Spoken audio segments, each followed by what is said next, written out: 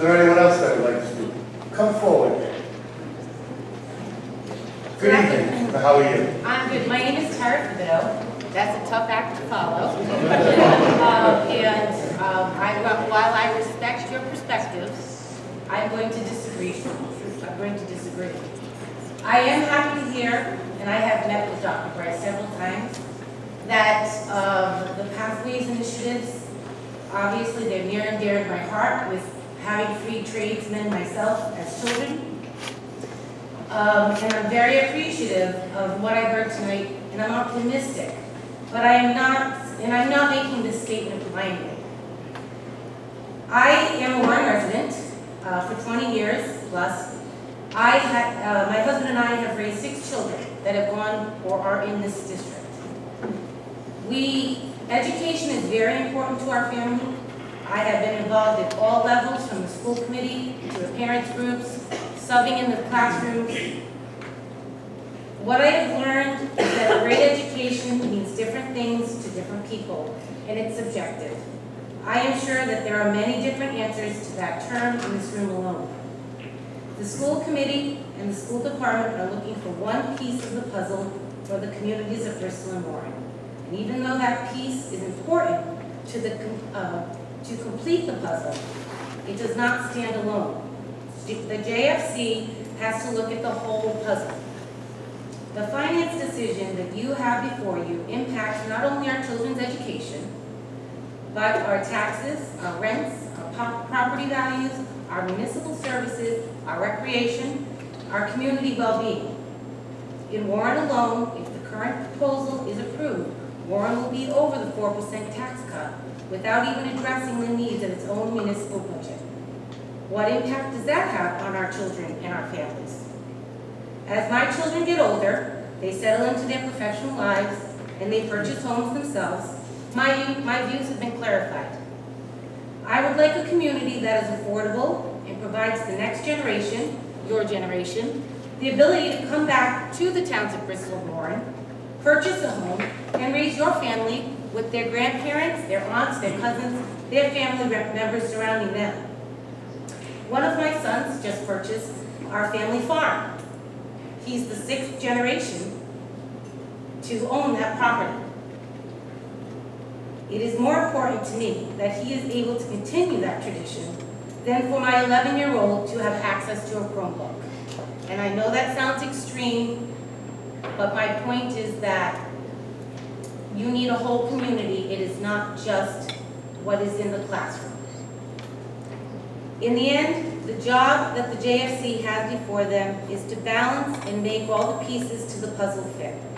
Bristol and Warren are great communities to live in and raise your family. I wouldn't live anywhere else.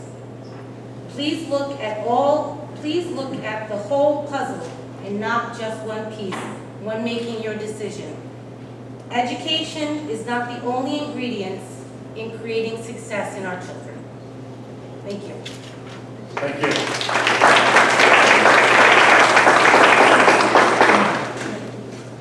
Is there anyone else that would like to speak? Please come forward, sir. Good evening. How are you? Good evening. I'm good. How about yourself? I'm very well, thank you. Could you identify yourself, sir? Sure. My name is Darrell Gould. I'm a resident of Warren, and I have 3 of my children actually all at KMS right now. The floor is yours. So thank you. First, thank you, Dr. Bryce, for I know how much effort went into that presentation. So thank you to you and your staff for putting that together. I think it's important for everyone in the room that we really start to uncouple the concepts of being fiscally responsible and supporting our children.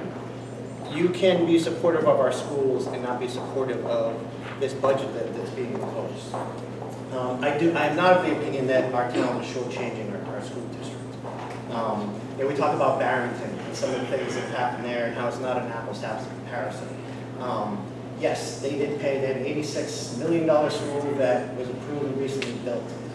That was a decision made by their taxpayers, not by a small group of people who, some of which, at least on my side of the town border, tend to throw money around like they're trying to feed pigeons. So for me, I look at, yes, Barrington did have that. It's not included in their per pupil cost. When what you have to realize is that was something that the taxpayers in that town had a choice in. That was something that went to referendum, and they all said, and Barrington recognized it. We have a very high tax rate, but they also recognize that their school district is their crown jewel, and they have to maintain that, because other than that, they have no justification for the tax rate that they have. So they did invest that money in it, and they have a very high tax rate as a result.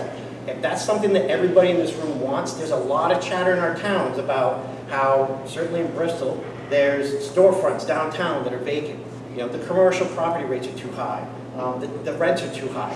What do you think is going to happen if we start approving these continual budgets? If we're going at a 4% for the next 5 years, we're at a 25% increase.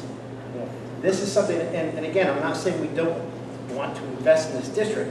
I think first, before we really start looking at, again, this 5-5-5 plan, I think there's still a lot of work that has to be done as far as identifying the financial state of our district. I think it is imperative that over the next year, our district undergoes an audit.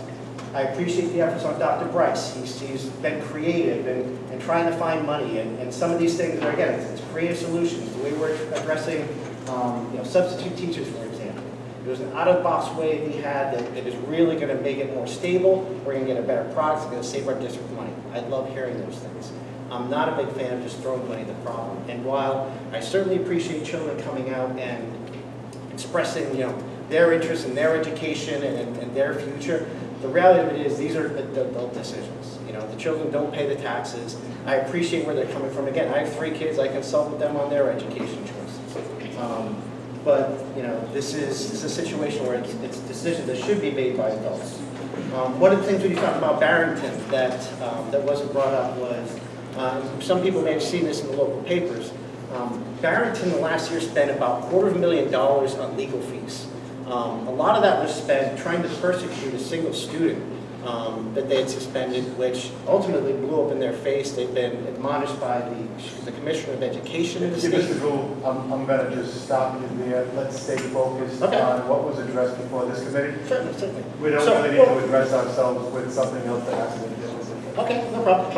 I'm using a comparison to say, yes, it's not an apples to apples. There are other things that happen. We want to talk about legal fees. We have legal fees in our district, and I assume, based upon some of the actions of our school committee, that these are higher than what we should be paying. So again, I want some fiscal responsibility in the front end.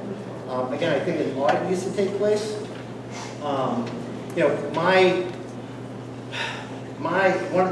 So forgive me because there's some overlap with what Tara said.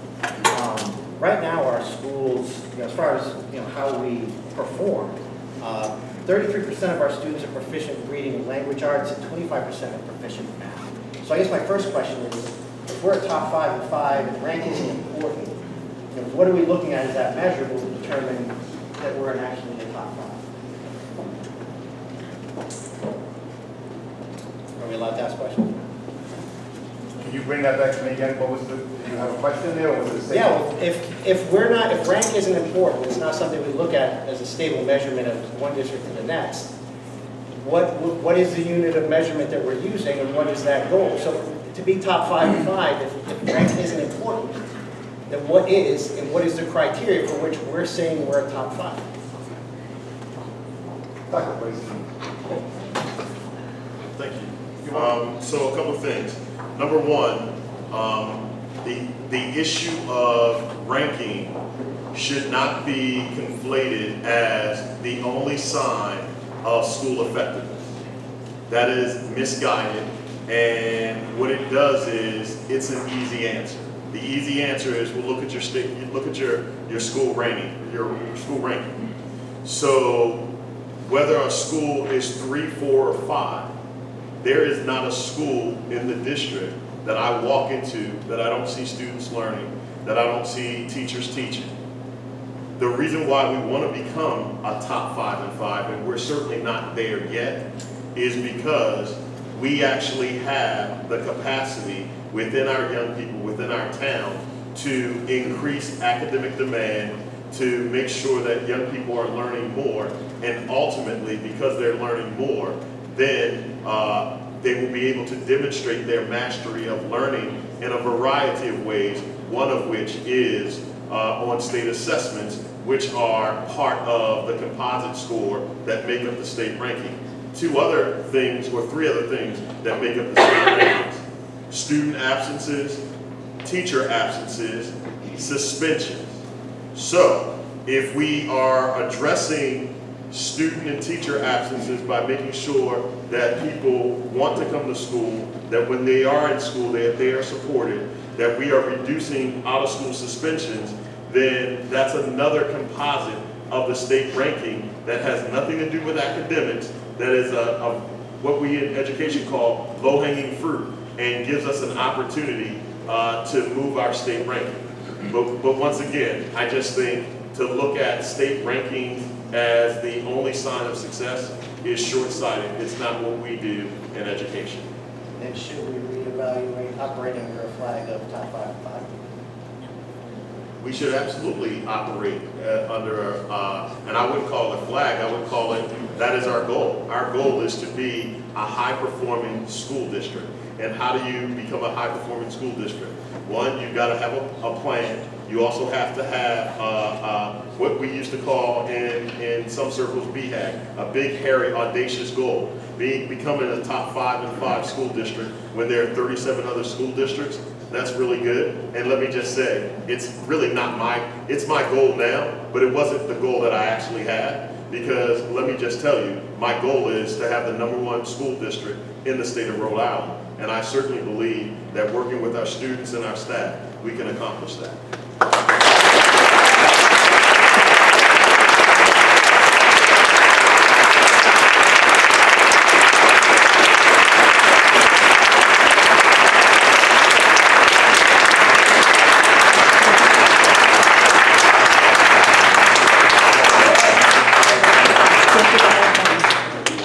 I know the voting habits of Rhode Islanders, so I'll save everybody a lot of time and just on one note. This is something that we've gone through. There are a lot of people in town who've either been sitting in these past meetings or gathering. I think it's vitally important that the towns really look at creating a separate taxing authority for our school district, rather than Dr. Bryce or whoever's sitting in that seat coming to the two towns. Really let them create their own budget and then handle that by going to the taxpayers and allowing them to approve it.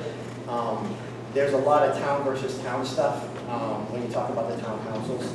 The goals of the towns are not aligned. The fiscal state of our towns are not aligned. So there's some makeup there, and I think a lot of the problems could be solved if we really create a separate taxing authority, so the school district and Dr. Bryce can present this to this group rather than to this, with all due respect. Thank you. Thank you. Is there anyone else that would like to speak? Yes, please come forward. Hi, my name is Trish Borgia. I'm a resident of Bristol, and I have a daughter who's a junior at Mount High School. Good evening, the floor is Thank yours. you. I hadn't really expected to speak tonight, but after listening to some of the comments today, I wanted to get up and lend my voice. I grew up here in Bristol. I grew up on Court Street. My family lived on State Street, and we left after a transfer. And when I decided to have a child, I wanted to come back to my hometown. And I did so, leaving a school district in New Jersey where my daughter would have gotten an exceptional education. Never imagining that we would have to struggle to get that kind of education here. Every year since then, since my daughter entered kindergarten, she's had exceptional teachers who struggled along the way to give her the kind of education she deserves. She's a straight A student who has just finished her requirements for her Gold Award, as Dr. Bryce knows, because this district has been incredibly supportive of her, but has not been able to give her the education she deserves because this committee has not done the job of fully funding the school system. I have had to make the decision between, I'm a very big proponent of public schools. I think public schools are the foundation of our society. And so I left my daughter in public school, but every single year I've struggled with that decision. And as she goes on to decide what college to go to, she's struggling to compete with the kind of districts that have given their kids the education that she should have. I've had to decide whether to pay for private school or to help her with college. and we've decided to help her with college, but we're not rich. And so we decided between one or the other, and that's what we did. I'm inviting you today to raise my taxes.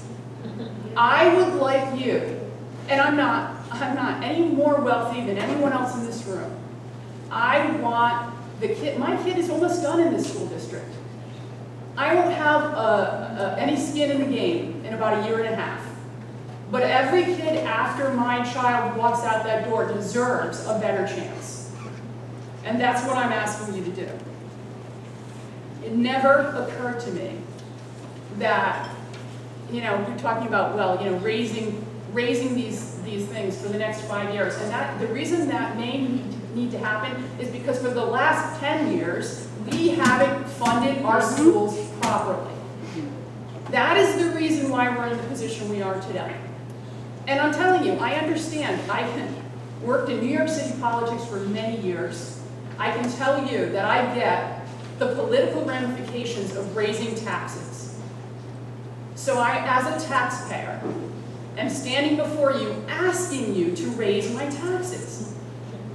I'm telling you that as a realtor in this town for 13 years, that the people who move into this town hesitate because of your school system. I'm telling you that I have to tell them that there is hope now. There is a glimmer of hope now. It's actually a little bit more than a glimmer of hope now. Okay? For the first time in a long time, parents feel heard, kids feel heard, right? And we're asking you to hear us too. Because there's only so much you can do without actually funding this school system. We can have an amazing superintendent, we can have a responsive school committee, we can have parents who are involved and students who want to learn, but if you don't give them the money that they need, you're going to be in the same position you are in that my kid's in right now.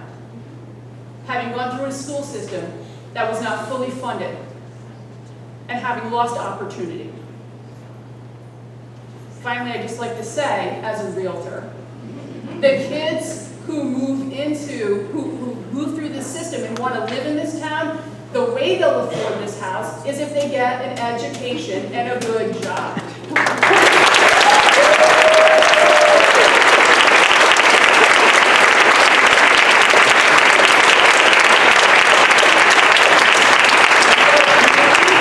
Thank you very much for hearing me. My theme, once again, please raise my taxes.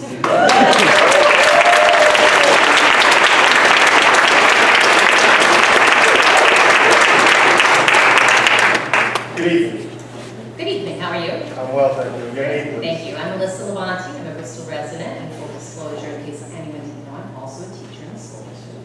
The floor is yours. But more proudly, I am a parent of 2 children, one at Marshall High School and an 8th grader at Kidderminster Middle School. And my children have a fabulous experience in the school department. I will echo Trish's comments that when my husband and I were looking to purchase a house in Rhode Island, ironically, I am a Bristol High School graduate. But I was trying to not be that person that lived in the same town they grew up in. I don't know why. But my husband said, you're fools to not move to Bristol or Warren. And our realtor very clearly 20 years ago said, don't bother looking there. They don't care about their schools and you have young children. And I said, well, we'll see about that. I'm very invested in public education. I've made it my career. I love my children, and just as a cause of being a teacher, I love all of my children. And I don't envy you being in these seats and having to make these very difficult decisions. And I'm very thankful for all the voices that we heard tonight, because I heard honesty and passion and good things in everybody's voices. But I will take a moment to say the children were my favorite. Maybe it's because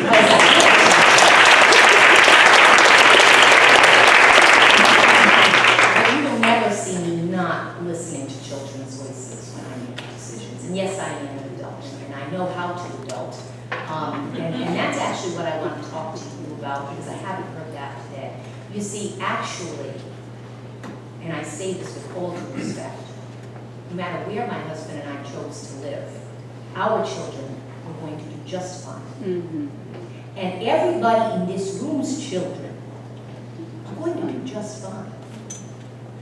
That's because we're here. You have an enormous population of children whose voices don't get to be heard, whose home lives you can't imagine, I hope you don't know about. They are our silent, growing population. They deserve an education too. And I'll comment, I'll quote, I'll paraphrase Dr. Burns from our faculty meeting at KMS this afternoon when he said, folks, I don't care what situation these children come to us from, they're our children. I don't care if they come from the parents with a Harvard education. I don't care if they come from the parents who are the constructioneers and the electricians. I don't care if they come from the parents whose father is in jail and whose mother is strung out in the house. They're our children, and we need to educate them no matter what. And he's right, because education is the only shot they've got. And if they don't have an education, they're staying here too. Folks, we are at a crossroads because of all the things that have happened. Here we are.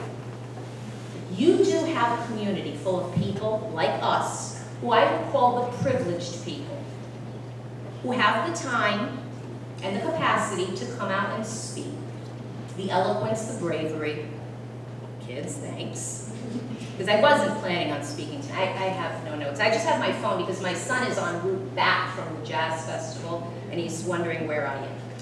Wait a minute. It's because there are so many of them. You see them on the street corner, you just pass them by. They're not going home to a meal and a how was your day. Some of them aren't even going home. They're your community members too. Where the family fails, the community needs to step up, because who else is there? Actually, who else is there? And if we don't step up now, we'll be stepping up later when they're adults. What does that look like in Bristol and Warren? Dr. Bryce, again, I'll paraphrase. I think you said, it's easier to take care of things on the front end than the back end. Certainly if we're dealing with children, it's more pleasurable. And Olivia, I'm going to misquote you, but I know that you said education is an investment. And I don't think anyone tonight was more eloquent. Thank you.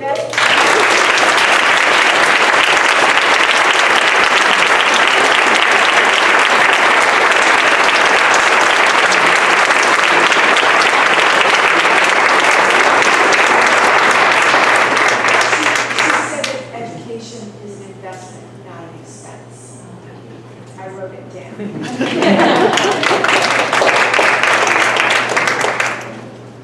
Is there anyone else that would like to speak before the committee? So make it a full 9.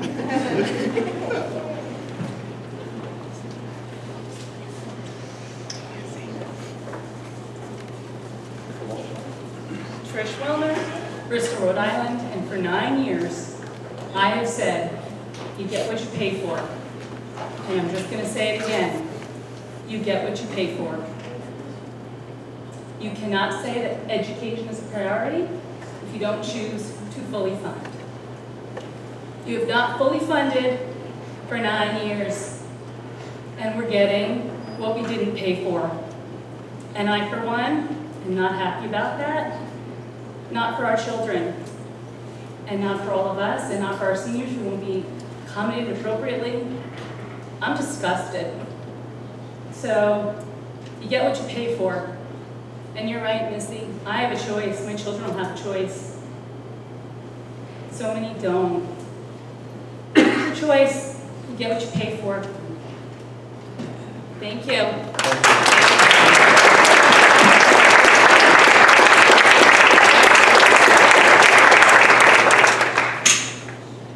Is there anyone else that would like to speak before the committee? Yes, sir, please come forward.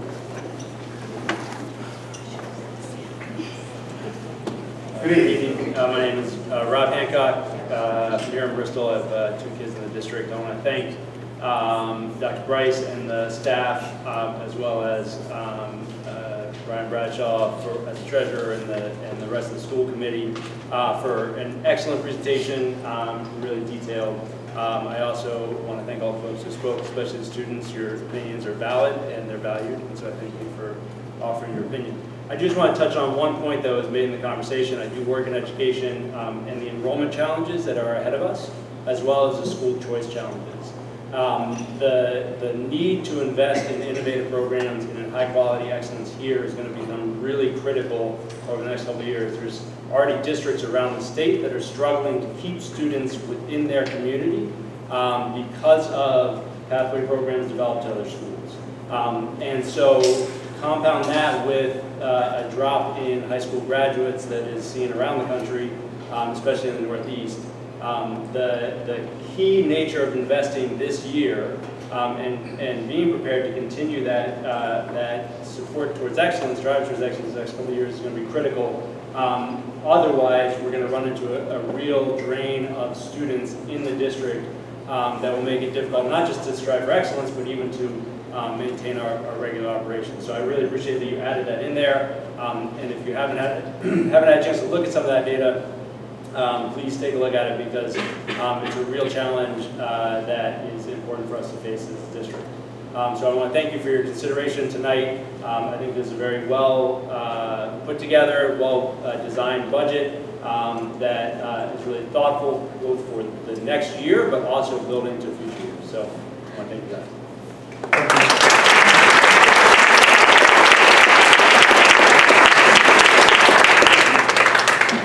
Is there anyone else that would like to speak before the committee?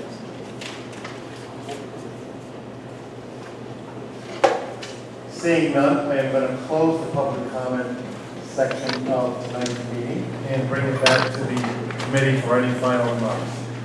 Tony, do you have anything before we? Other than just make the motion to close. Mary, is there anything? Nathan? Gary? All right, anything? Again, great, fresh look at things, forward-looking. We'll be making a decision next week, or no, not next week. I'm sorry. That's coming up really soon. But our next meeting, we'll be making a decision on the final budget, right? Is that right, Mr. Chairman? That is correct. And then we'll be using Robert's Rules of Order for that, right? That is also okay. Tim, anything? Just, I'll say. Mara? Yeah, I heard a lot about classrooms without scissors. Could you maybe order them and build a Thomas for them? So let me just say, we actually took notes. Here's what I heard. I heard issues of scissors, issues of black bathrooms, and glue sticks. So, you know, all of our team is like, what? And so, you know, 6 schools, we'll track it down and we'll make sure that if the supplies aren't there, that they show up tomorrow. And if we've got bathrooms that are not appropriate, we will certainly address that. Thank you, Dr. Weiss. Before we adjourn, I just want to close with my final remarks. Our next meeting on the calendar is for March 25th. It'll be back in this room. An agenda will be posted. I want to personally thank Dr. Bryce, his team, the school committee members, the JFC members, the public for coming out and bearing with us for the past almost 2.5 hours. This was democracy at its best. I thank you. Is there a motion to adjourn? So moved. Second. All in favor? Aye. We're adjourned. Good evening, folks.